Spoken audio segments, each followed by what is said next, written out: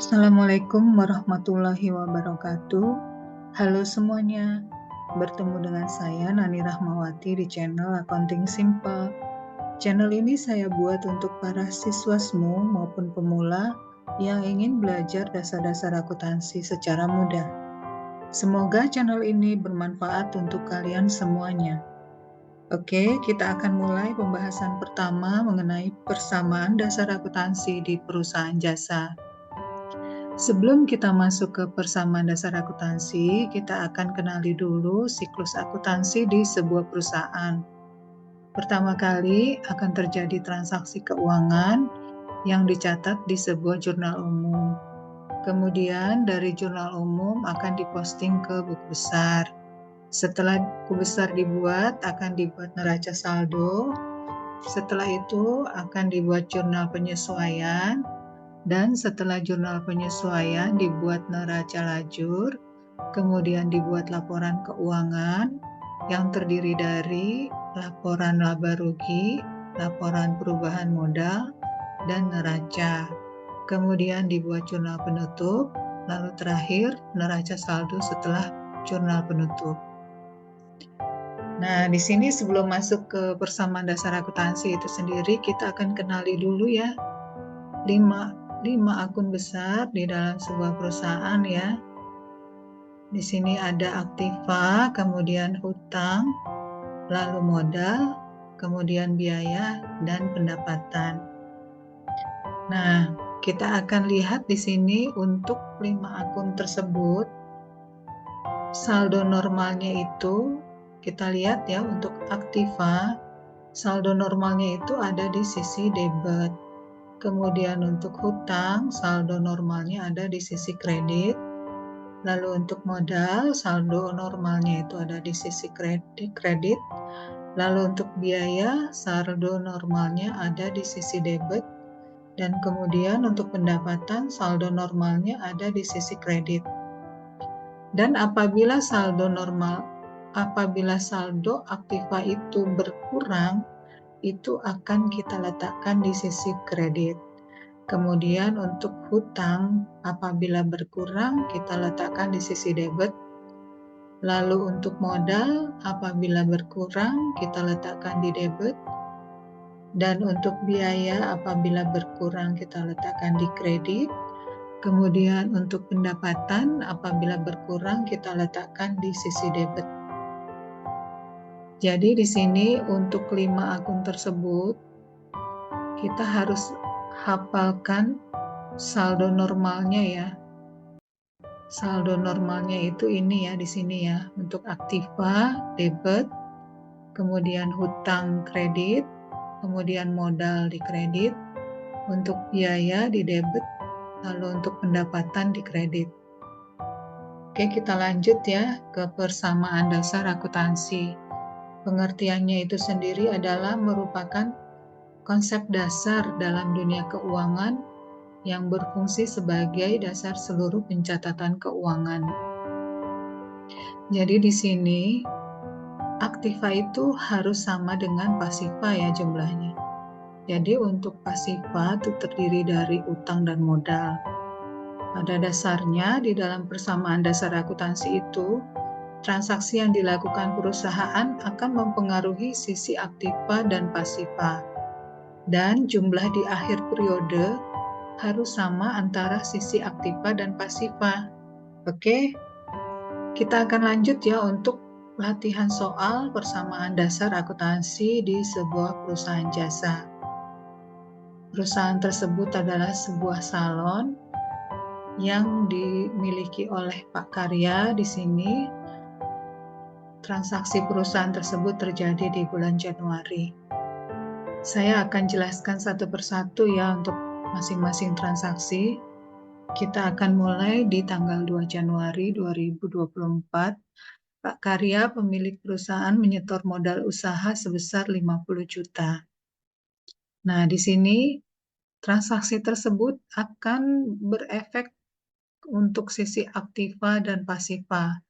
Di sini Pak Karya menyetor modal sebesar 50 juta, maka aktivanya itu yang bertambah apa sih? Yang bertambah itu adalah kas. kasnya bertambah sebesar 50 juta, kemudian modalnya juga bertambah sebesar 50 juta.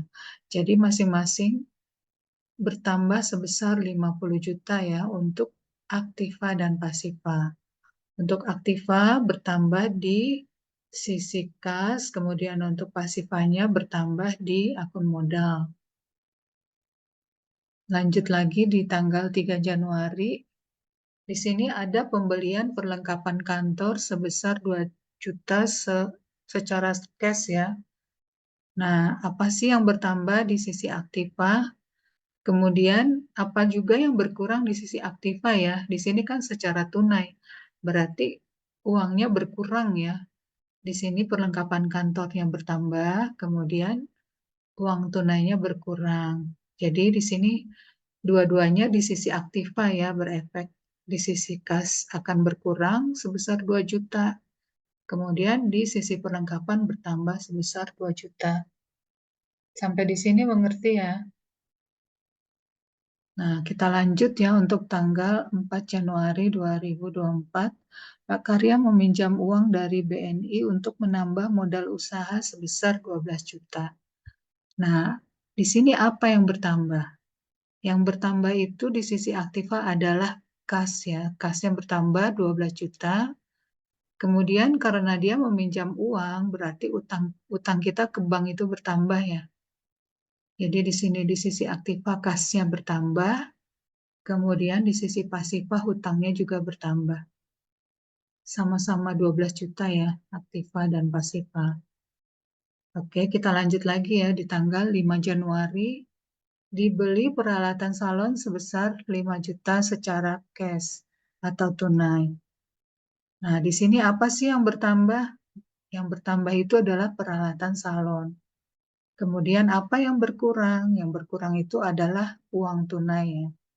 Jadi di sini akibatnya adalah di sisi kasnya itu berkurang sebesar 5 juta karena di sini pembelian secara cash. Kemudian peralatan salonnya itu bertambah sebesar 5 juta. Jadi dua-duanya efeknya itu adanya di aktiva ya. Yang satu berkurang, yang satu bertambah. Oke, kita lanjut lagi. Di tanggal 6 Januari 2024 dibayar sewa ruangan salon untuk setahun sebesar 10 juta rupiah. Di sini apa yang bertambah? Di sini yang bertambah itu adalah sewa ruangan salon. Kita akui di sini sebagai harta karena kita membayar sewa ruangan itu untuk 1 tahun. Jadi kita akan tambah di sini akun sewa dibayar di muka sebesar 10 juta. Kemudian kita akan kurangi kasnya sebesar 10 juta. Oke, sampai di sini mengerti ya. Kemudian kita lanjut 7 Januari pembelian perlengkapan salon sebesar 1 juta secara kredit. Nah, di sini apa yang bertambah? Yang bertambah itu adalah perlengkapan salon. Perlengkapan salon bertambah kita letakkan di pasif di aktiva ya maksud saya. Kemudian karena di sini secara kredit, maka hutang kita akan bertambah sebesar 1 juta. Jadi di sisi aktiva bertambah sebesar 1 juta, kemudian di sisi pasiva hutangnya juga bertambah sebesar 1 juta. Lanjut lagi ya, di tanggal 20 Januari menerima pendapatan salon sebesar 15 juta. Nah, di sini apa yang bertambah? Yang bertambah itu kas ya, karena kita menerima pendapatan. Kas bertambah sebesar 15 juta. Lalu, karena pendapatan ini menambah modal, jadi kita letakkan di bagian modal. Kas kita bertambah 15 juta, kemudian modalnya juga bertambah 15 juta. Untuk pendapatan, ini kan menambah modal ya, makanya di sini kita letakkan di bagian modal. Oke, kita lanjut di tanggal 25 Januari, membayar gaji pegawai sebesar 5 juta. Apa yang berkurang di sisi aktiva? Yang berkurang adalah kas ya, karena kita membayar gaji. Jadi di sini kas kita berkurang 5 juta. Kemudian karena gaji pegawai ini mengurangi modal, maka kita akan letakkan di bagian modal yaitu berkurang 5 juta. Dan di sisi kasnya juga berkurang 5 juta. Lanjut lagi, di tanggal 26 Januari membayar biaya listrik sebesar 1 juta. Nah, yang berkurang apa di sini? Yang berkurang adalah kas. Kasnya berkurang sebesar 1 juta. Kemudian karena biaya ini mengurangi modal, maka kita akan letakkan di bagian modal. Jadi sama-sama di sini berkurang kasnya 1 juta, di bagian modalnya juga sebesar 1 juta. Nah, ini adalah ikhtisar secara garis besar transaksi yang terjadi di tanggal 2 sampai tanggal 26 Januari yang tadi sudah saya jelaskan satu persatu. Di sini hasil akhirnya untuk kas itu 54, kemudian untuk perlengkapan itu 3 juta, kemudian sewa dibayar di muka 10 juta, dan di peralatannya itu sebesar 5 juta. Kita jumlahkan di sisi aktiva itu totalnya sebesar 72 juta. Lalu di sisi pasifa itu ada hutang dan modal. Kita jumlahkan di sini untuk hutangnya sebesar 13 juta dan di akun modal sebesar 59 juta.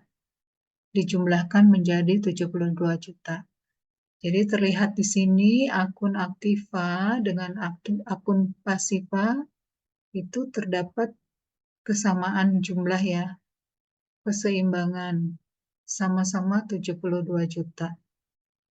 Sampai di sini semoga kalian mengerti ya. Oke, kita akhiri dulu pembahasan kita kali ini. Wassalamualaikum warahmatullahi wabarakatuh.